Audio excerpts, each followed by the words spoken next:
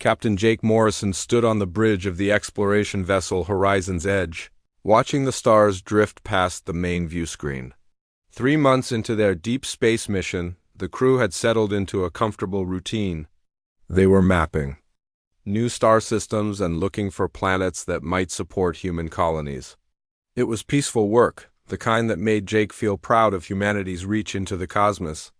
"Captain, I'm picking up something strange," called Lisa Park from the communications station. Her voice carried an edge of concern that made Jake turn around immediately. "What kind of strange?" Jake asked, walking over to her station. Lisa's fingers danced across her controls, her brow furrowed in concentration. "There's an energy signature coming from the Kepler 442 system. It's unlike anything in our databases." Jake leaned over her shoulder to look at the readings. The energy patterns on her screen looked chaotic, like static, but there was something deliberate about them. Could it be natural?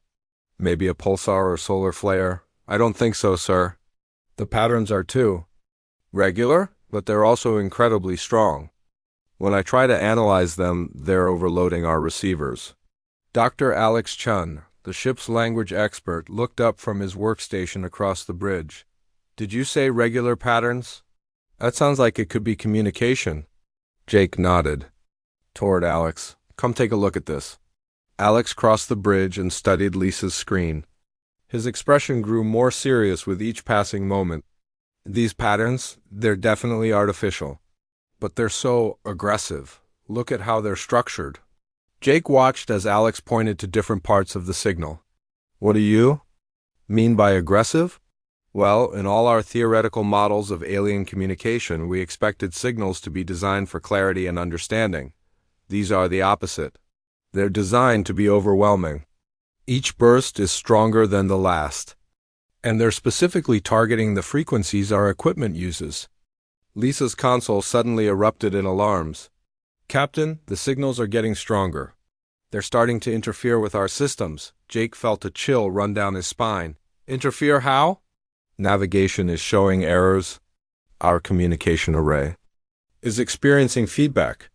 It's like someone is deliberately trying to jam our equipment." The bridge lights flickered as another wave of signals hit their ship. Jake grabbed the nearest support rail as the artificial gravity wavered for a moment. "All stop," Jake ordered. "Lisa, try to filter out those signals." "Alex, I need you to figure out what they're trying to tell us." Alex shook his head grimly. "Captain, I don't think they're trying to tell us anything friendly. In every scenario we've modeled, hostile aliens would start with exactly this kind of attack.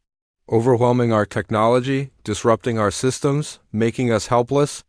Jake stared at the main screen, where the distant stars of the Kepler 442 system glowed innocently. "You're saying this is an attack?" "The evidence points that way, sir. They found us somehow, and they're trying to disable our ship." Lisa's voice cut through their conversation. "Captain, I'm detecting similar signals from 2 other locations." "They're tracking our patrol routes?" Jake's blood ran cold. "Other locations? Are there more of our ships in those areas?" "The Dalani Transport Haven's Rest was scheduled to pass through the Tau Ceti system yesterday. The research vessel Star Chaser is currently exploring the Volf 359 region." "And you're picking up these hostile signals from both places?" "Yes, sir. The patterns are identical. Whatever's sending these signals, they're coordinated. They know where our ships are going." Jake moved to his command chair and opened a direct line to Earth Command. "This is Captain Morrison aboard Horizon's Edge. Priority Alpha communication for Admiral Sullivan." The response came back quickly. Admiral Kate Sullivan's stern face appeared on the main screen. "Captain Morrison, what's your status?" "Admiral, we've encountered what appears to be hostile alien contact. We're receiving aggressive signals that are designed to disrupt our technology. The signals are being transmitted from multiple locations, and they seem to be tracking our ship movements." Admiral Sullivan's expression grew grave. "How certain are you that these are hostile?"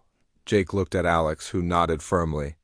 "Very certain, Admiral. Dr. Chun has analyzed the patterns, and they match our theoretical models for alien jamming. Weapons. The signals are specifically targeting our equipment frequencies." "Have you seen any ships or structures?" "Not yet, Admiral." But the signals are growing stronger. They're affecting our navigation and communications.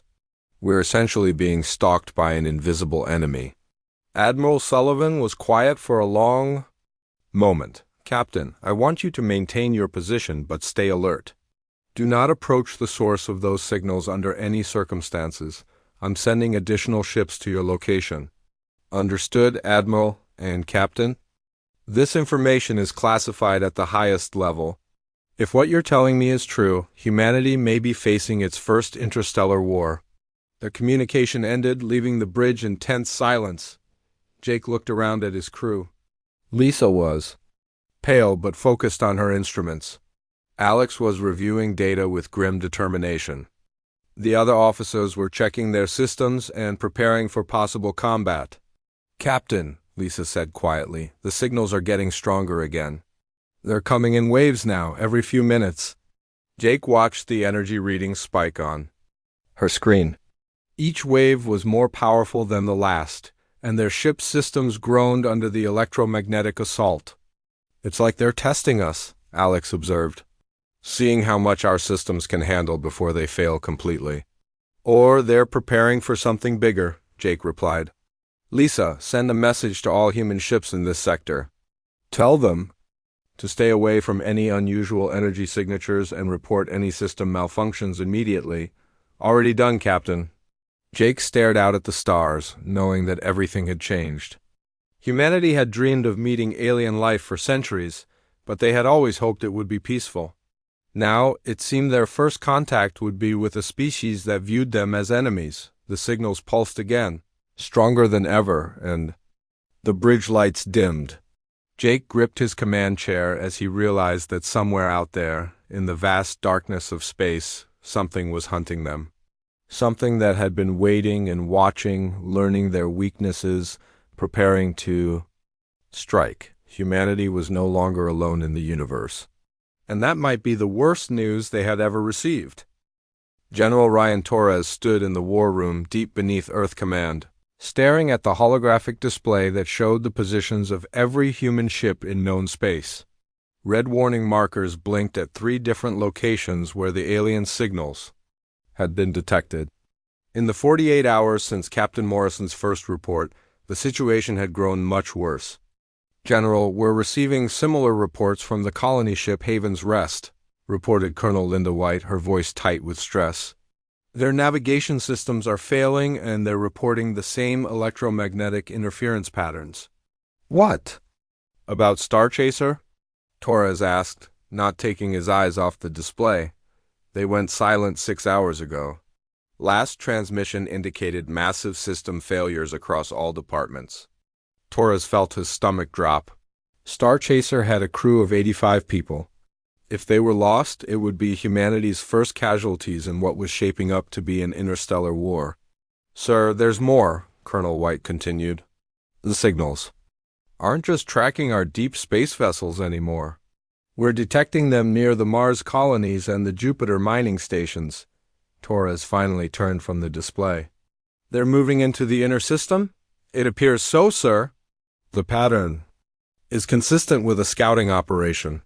They're mapping our defenses and infrastructure. The door to the war room slid open, and Admiral Kate Sullivan entered with Dr. Sam Williams, Earth's leading expert on extraterrestrial intelligence. Dr. Williams looked tired and worried, his usually neat appearance disheveled from lack of sleep.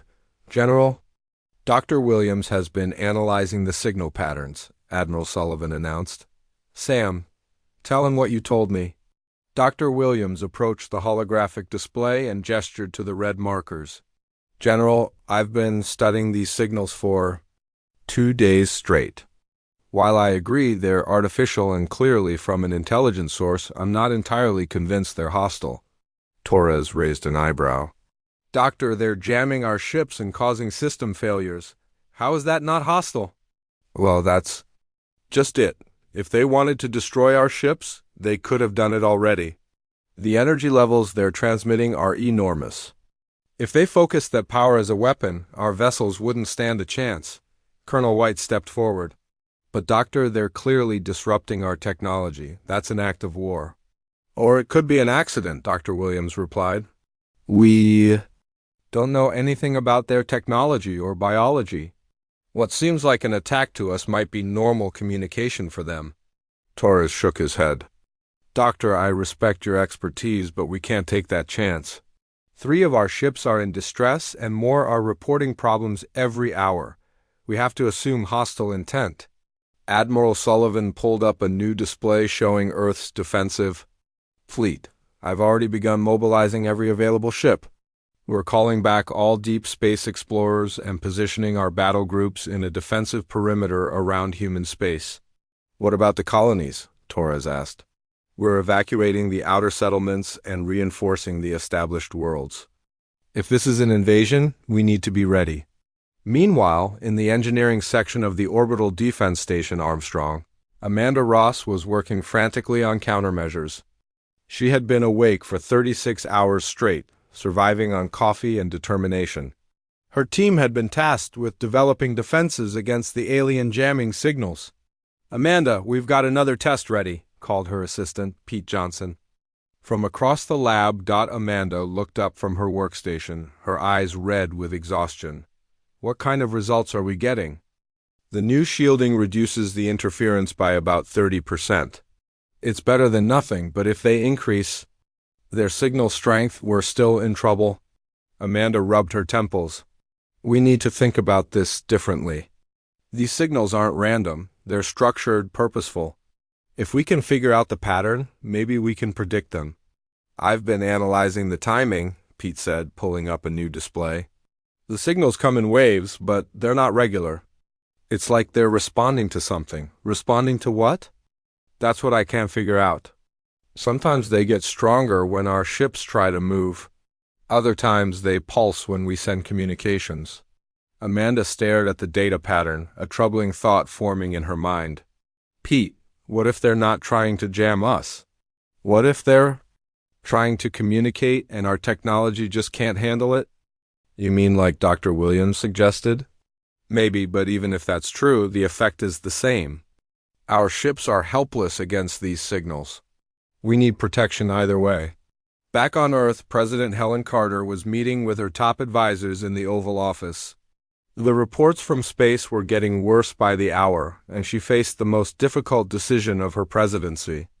Madam President, we've lost contact with 2 more ships, reported Defense Secretary Robert Clark. The alien signals are spreading throughout human space. Our colonies are in a state of panic.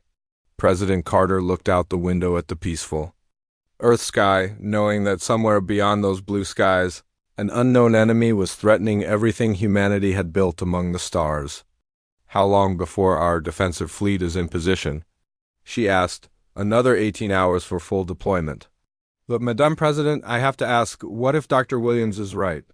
What if this is all a misunderstanding? But Bob, I've read his reports. I understand his concerns. But I have a responsibility to protect human lives. If there's even a chance this is hostile, we have to be ready. Admiral Sullivan's voice came through the communication system. Madam President, I'm requesting permission to implement Operation Shieldwall. We need to establish a defensive perimeter and prepare for the worst. President Carter closed her eyes for a moment, feeling the weight of history on her shoulders. Humanity's first contact with alien intelligence was supposed to be a moment of wonder and discovery. Instead, it was becoming a potential war that could determine the survival of the human species. Permission granted, Admiral. Implement Operation Shieldwall immediately. As the order went out across human space, thousands of military personnel began the largest mobilization in human history.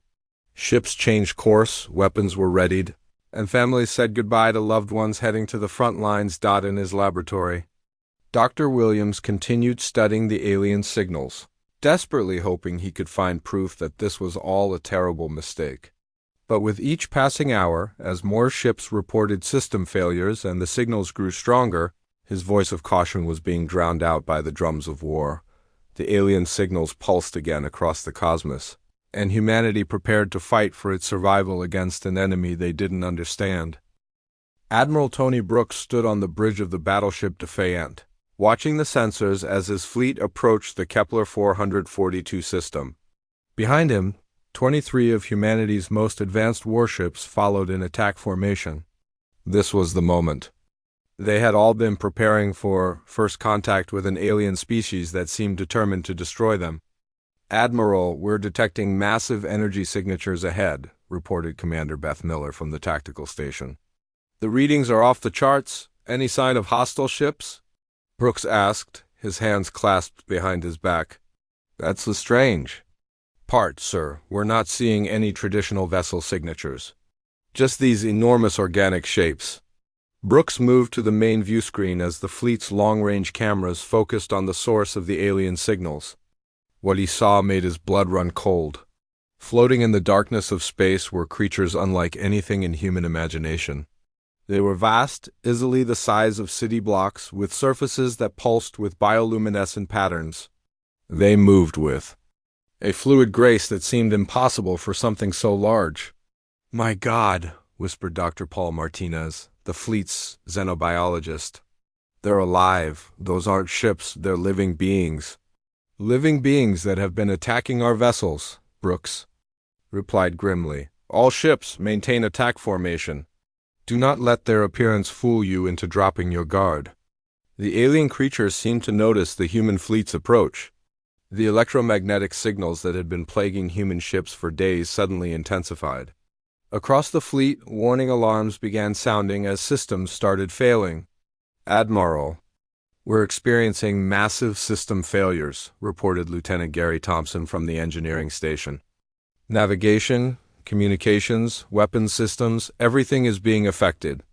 Brooks felt the deck vibrate beneath his feet as the ship's power systems struggled against the alien interference. "All ships, prepare for combat. These creatures are trying to disable us." On the bridge of the cruiser Vigilant, Captain Nina Foster watched in horror as her ship's systems began shutting down one by one. "They're targeting our critical systems?" she reported over the fleet communication channel. "This is definitely an attack." The largest of the alien creatures moved closer to the human fleet. As it approached, the electromagnetic pulses became so intense that several ships lost artificial gravity. The creature's body pulsed with patterns of light that seemed to follow a complex rhythm. "It's trying to communicate," Dr. Martinez said, studying the light patterns. "Those pulses aren't random, they're following a mathematical sequence." "Doctor, those pulses are destroying our ships," Brooks snapped. "I don't care if they're trying to communicate. The effect is the same." Commander Miller's voice was tight with stress. "Admiral, the creature is closing to within weapons range. If we don't act now, we might lose the ability to defend ourselves." Brooks stared at the alien creature on the screen. It was beautiful in its own way, but it was also the most dangerous thing humanity had ever encountered. Every instinct told him to protect his fleet and his species. "All ships, fire warning shots, show them we won't be victims." The fleet's weapon systems, struggling against the electromagnetic interference, managed to fire a coordinated volley of energy blasts. The shots were aimed to miss the creatures but passed close enough to make humanity's intentions clear. The effect was immediate and devastating. The alien creatures recoiled as if in pain, their bioluminescent patterns shifting to rapid, frantic pulses. The electromagnetic signals they were transmitting suddenly became chaotic and much more powerful. "Admiral, their signals are going crazy," reported Lieutenant Thompson. "It's like they're screaming." More alien creatures appeared from deeper in the system, all of them pulsing with the same frantic light patterns. The electromagnetic interference became so intense that 3 ships in the fleet lost all power and began drifting helplessly. "They're calling for reinforcements," Brooks realized. "All ships, engage targets." This is not a drill. The battle that followed was unlike anything in human military history. The human fleet fired everything they had at the alien creatures, but the beings seemed more confused than aggressive. They moved in seemingly random patterns, their electromagnetic pulses growing more desperate with each passing moment. "Admiral, something's wrong here," Dr. Martinez called out over the sound of alarms. "Their behavior doesn't make sense for a military engagement. They're not fighting back, they're fleeing. Doctor, they're jamming our systems and calling for backup." "That's hostile action in my book." But sir, look at their movement patterns. They're not trying to surround us or cut off our retreat. They're trying to get away. Brooks ignored the scientists' protests and focused on the tactical display. His fleet was winning, but at a terrible cost. The alien creatures were dying, their beautiful bioluminescent patterns fading to darkness as human weapons found their targets. Direct hit on the largest creature, reported Commander Miller. It's breaking apart. On the main screen, the massive alien being that had first approached them was indeed breaking apart. But as it died, smaller objects began spilling from its interior, objects that looked disturbingly like escape pods or life support containers. Admiral, we're detecting life signs in those smaller objects, Dr. Martinez said, his voice filled with growing horror, hundreds of them. The dying creature's electromagnetic pulses were becoming weaker, but they had changed in character. Instead of the complex patterns they had been transmitting before, the signals now seemed simple and repetitive, almost like a distress call. Sir, I'm picking up similar readings from the other creatures we've hit, reported Lieutenant Thompson. They're all broadcasting the same simple pattern now. Brooks stared at the viewscreen as the realization began to dawn on him. The alien creatures weren't warships, they were something else entirely. And his fleet had just fired on them without truly understanding what they were dealing with. All ships, cease fire, he ordered, but the damage was already done. 3 of the massive creatures were dead or dying, and the survivors were fleeing deeper into the system, their electromagnetic signals growing fainter with distance. Admiral, we're receiving a transmission from the horizon's edge, reported the communications officer. Captain Morrison has been monitoring our engagement. Brooks accepted the transmission, and Jake Morrison's grim face appeared on the screen. Admiral, we need to talk. Dr. Chun has been analyzing the electromagnetic patterns, and I think we've made a terrible mistake. As the human fleet regrouped and tried to make sense of what had just happened, the surviving alien creatures disappeared into the darkness of space. Their desperate signals continued to echo across the system, but now they carried a different message, one of fear, loss, and the knowledge that the beings they had hoped would help them had instead become their destroyers. The first contact between humanity and an alien species had ended in tragedy, and neither side truly understood what had gone wrong. Lieutenant Dan Foster floated in his spacesuit among the debris of the alien creature his fleet had destroyed. The wreckage drifted silently around him, pieces of what had once been a living being now scattered across the cold vacuum of space. His job was to collect samples and gather intelligence about humanity's new enemy, but what he found made his stomach turn. Command, this is Foster. I'm seeing something that doesn't make sense, he reported through his helmet radio. What is it, Lieutenant? Came Admiral Brooks' voice. Don used his suit's thrusters to move closer to one of the larger pieces of debris. What he saw there would haunt him for the rest of his life. Sir, these aren't weapons. The interior of this creature is filled with living spaces. I'm seeing what looks like sleeping areas, food storage, even areas that might be for children. Children? Admiral Brooks' voice was sharp with concern. Yes, sir, and there are bodies. Lots of them. They're unlike anything I've ever seen, but they're clearly intelligent beings. Families, sir? This creature was carrying families. The communication channel went silent for a long moment. Don continued his grim survey of the wreckage, finding more and more evidence that challenged everything they thought they knew about the aliens. Foster, are you certain about what you're seeing? Absolutely certain, sir. This wasn't a warship. It was a refugee transport. Back on the Defiant, Admiral Brooks stood frozen on his bridge. The implications of Foster's report were staggering. If the creatures they had attacked were refugees, then humanity had just committed one of the greatest atrocities in history. Get, Dr. Martinez, Brooks ordered. Dr. Paul Martinez arrived on the bridge within minutes, his face pale with worry. Admiral, I've been analyzing the electromagnetic patterns from the creatures we destroyed. The signals changed completely after we opened fire. Changed how? Before the attack, the signals were complex and structured. They seemed to be some kind of communication system. But after we fired, the patterns became much simpler. They match what we would expect from a distress call. Brooks felt his legs grow weak. A distress call? Yes, sir, and there's more.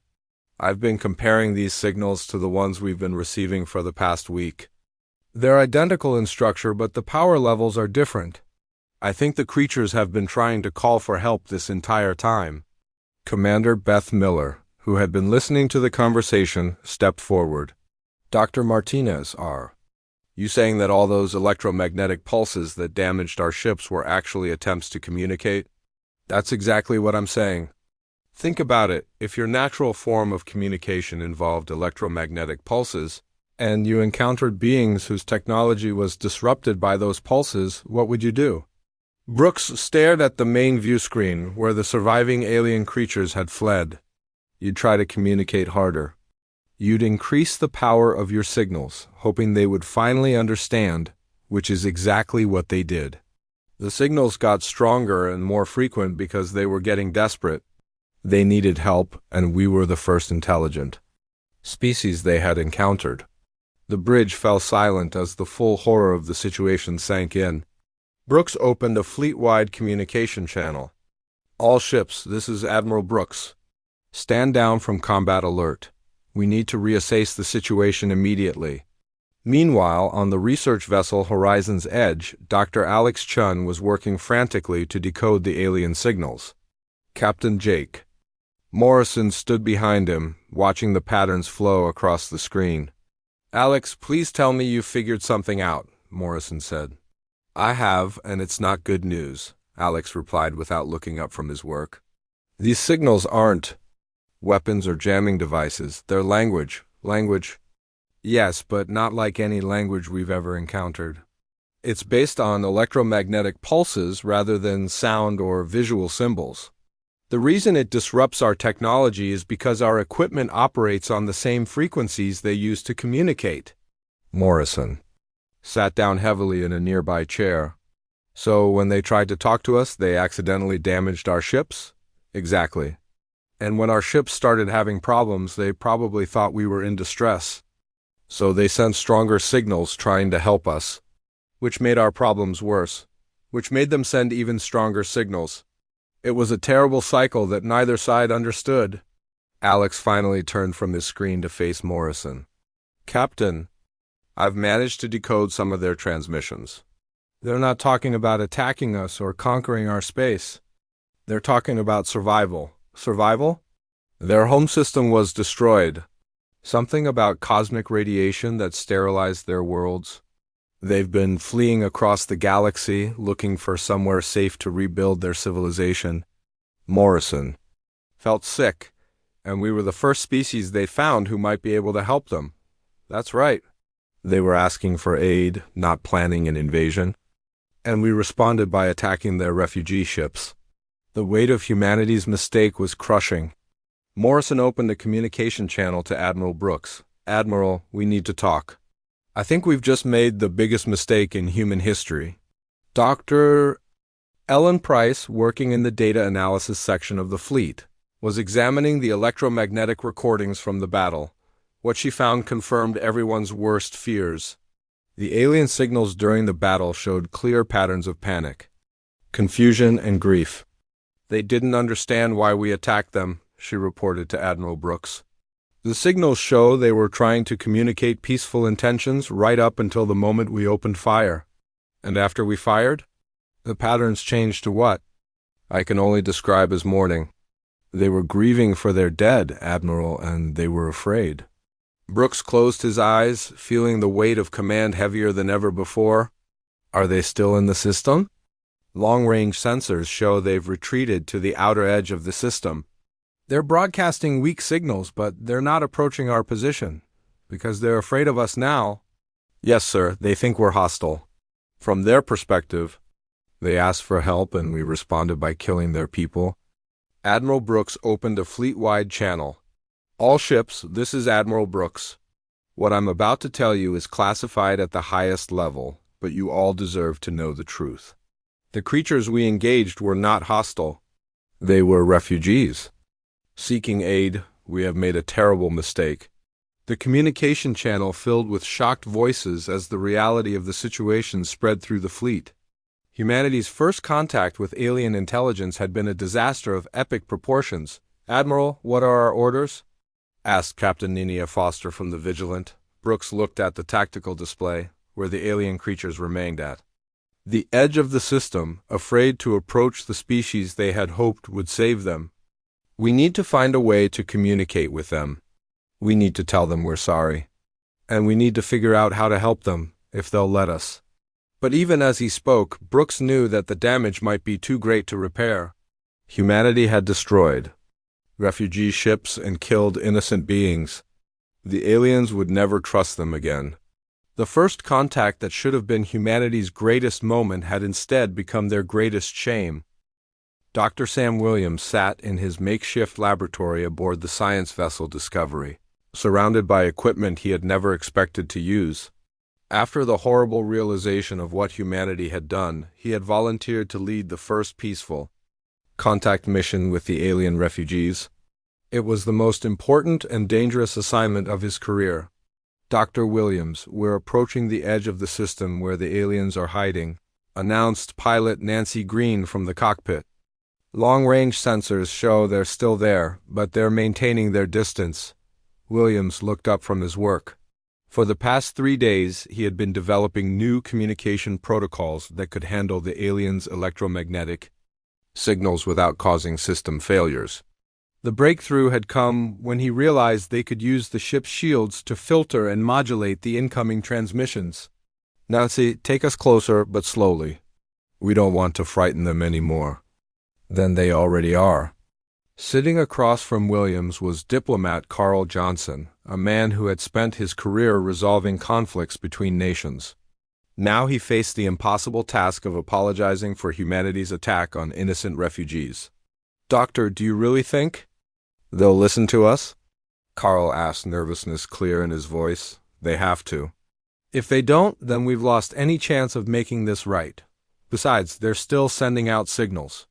That means they haven't given up hope entirely." The Discovery was a small ship chosen specifically because it looked nothing like the warships that had attacked the aliens. Its crew of only 12 people had all volunteered for what might be a suicide mission. If the aliens decided that all humans were enemies, the Discovery would be helpless against their electromagnetic powers. "Doctor, I'm detecting their signals," reported Communications Officer Lynn Davis. "They're much weaker than before, but the patterns are consistent with what we've been studying." Williams activated his new communication system. Banks of specialized equipment hummed to life, designed to translate human language into electromagnetic pulses that the aliens could understand.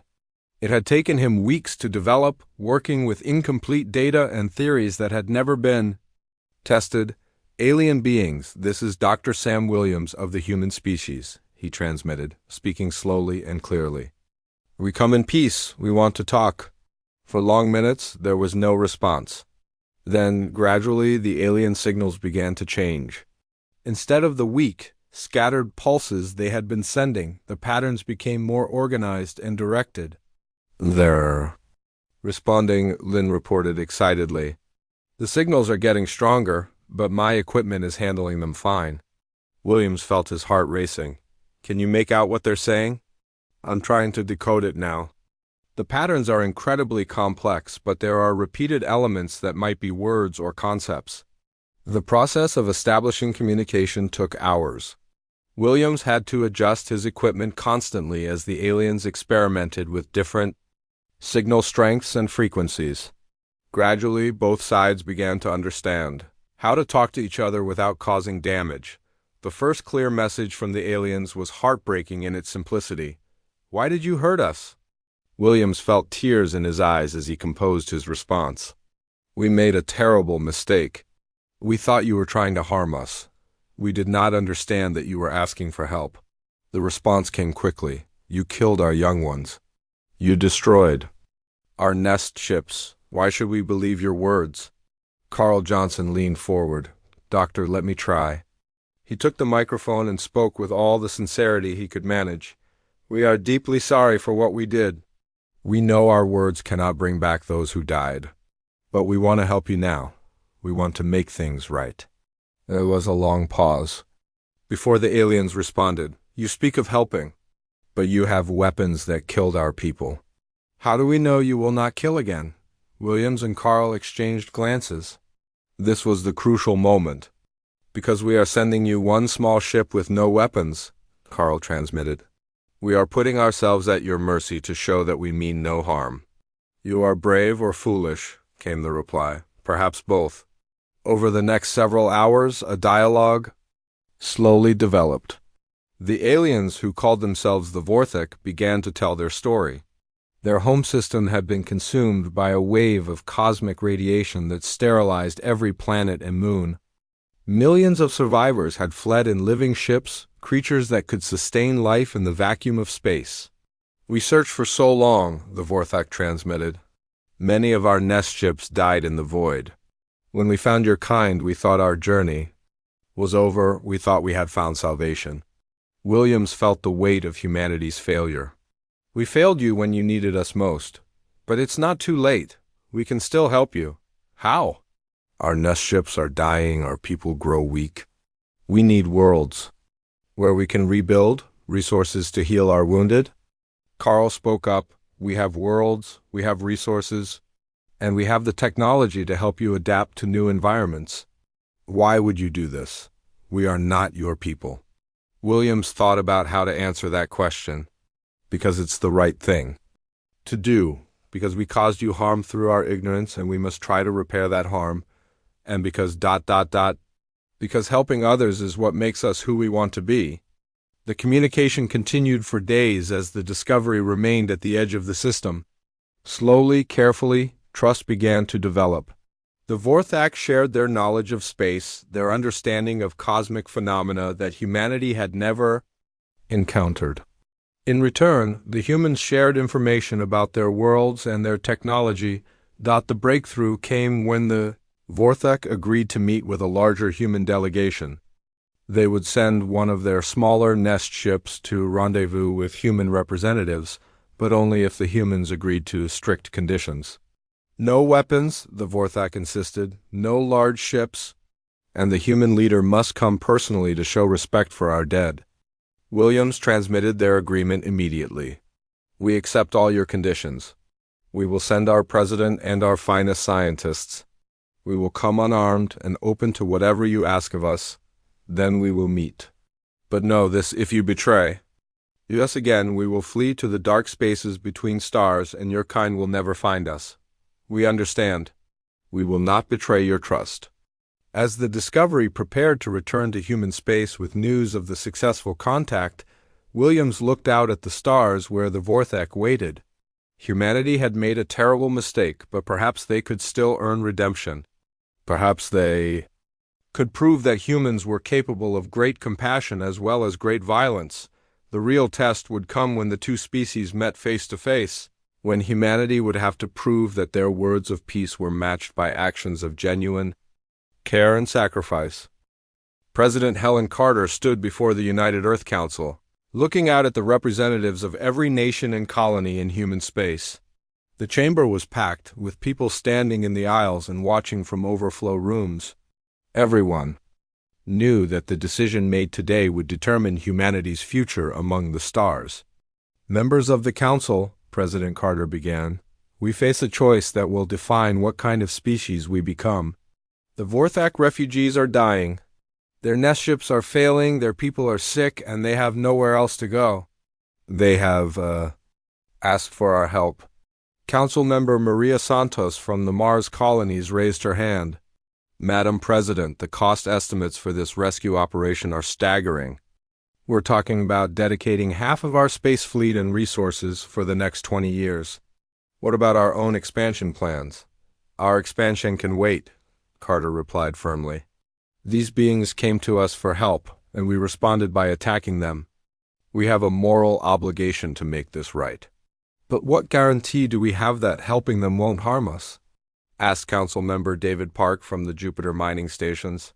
"We know nothing about their long-term intentions." Admiral Tony Brooks, who had requested permission to address the Council, stood up from the military section. His face was grave, but his voice was strong. Council members, I led the fleet that attacked the Vorthek. I gave the order to fire on what I thought were enemy ships. I will carry that guilt for the rest of my life. The chamber grew quiet as Brooks continued. But I've spent the last month studying everything we've learned about the Vorthek. They're not conquerors or invaders. They're refugees who lost everything and came to us because they had nowhere else to go. If we turn our backs on them now, we prove that we're exactly the kind of species the galaxy should fear. Council member Jennifer Walsh from the European Federation leaned forward. Admiral, you're asking us to sacrifice our own development too. Help aliens who might not even survive despite our efforts? No, Brooks replied. I'm asking us to prove that humanity stands for something more than just our own survival. I'm asking us to show that we can be the species that others turn to when they need help, not the species they run from in fear. Dr. Sam Williams, who had just returned from his successful contact mission, was invited to speak. He walked to the center of the chamber, still tired from weeks of working with the Vorthek. Council members, I've seen their nest ships up close. I've talked with their leaders and their families. They're dying slowly and they know it. But when we offered to help, they didn't ask for our best worlds or our richest resources. They asked for the chance to live. What exactly are they asking for? Asked Council Member Robert Kim from the Asian Alliance. 3 things, Williams replied. First, they need medical supplies and technology to treat the radiation sickness that's killing their people. Second, they need raw materials to repair their nest ships so they can survive while we help them. Third, they need uninhabited worlds where they can eventually rebuild their civilization. And what can they offer us in return? Asked Council. Member Lisa Anderson from the African Federation. Williams smiled for the first time in weeks. Knowledge. They've traveled across the galaxy for decades. They know about stellar phenomena that could destroy entire solar systems. They understand cosmic engineering on a scale we can barely imagine. And they know about other species, dozens of them, scattered across this part of the galaxy. Other species? President Carter asked, leaning forward with interest. Yes, Madame. President, the Vorthek aren't the only refugees out there. There are other civilizations that have faced disasters, species that are struggling to survive. If we help the Vorthek, we become known throughout this region of space as the species. That answers calls for aid. The debate continued for hours. Representatives argued about costs, risks, and benefits. Some worried about the economic impact on human colonies. Others questioned whether humanity was ready for such a massive undertaking. Finally, Admiral Brooks asked for permission to speak one more time. Council members, I want to tell you about a message I received yesterday. It was from Captain Jake Morrison, who first detected the Vorthek signals. He's volunteered to lead the humanitarian fleet along with every member of his crew. But he's not the only one. Brooks activated a holographic display showing hundreds of applications. These are volunteer requests from across human space. Doctors who want to help treat Vorthek radiation sickness. Engineers who want to help repair their nest ships. Scientists who want to learn from their knowledge. Even families who want to donate supplies and resources. How many volunteers? Asked President Carter. Over 50,000 so far and more are arriving every hour. Humanity wants to do this, Madam President. Our people understand what's at stake. The Council voted that evening. The debate was intense, but when the final count was announced, the decision was unanimous. Operation Open Arms would be the largest humanitarian mission in human history. 3 months later, Captain Jake Morrison stood on the bridge of the hospital ship Mercy, leading a fleet of 200 vessels toward the coordinates where the Vorthek waited. The fleet included medical ships, engineering vessels, supply transports, and construction platforms. It represented the combined effort of every human world and colony. Captain, we're receiving a transmission from the Vorthek, reported Dr. Williams, who had volunteered to serve as the mission's chief diplomat. Put it through, Morrison replied. The voice that came through the speakers was weak but filled with emotion. Human friends, we see your ships approaching. We cannot believe that so many of you have come to help us. "We made a promise," Morrison replied. "Humanity keeps its promises. We have prepared our sick and wounded for your healers. We have gathered our damaged nest ships for your engineers. But most importantly, we have prepared our history and knowledge to share with your people." As the human fleet reached the Vorthak refugees, Morrison watched through the viewscreen as the first rescue ships began docking with dying nest ships. Human doctors and Vorthak healers worked side by side, sharing techniques and knowledge that neither species could have developed alone. The rescue operation would take years to complete.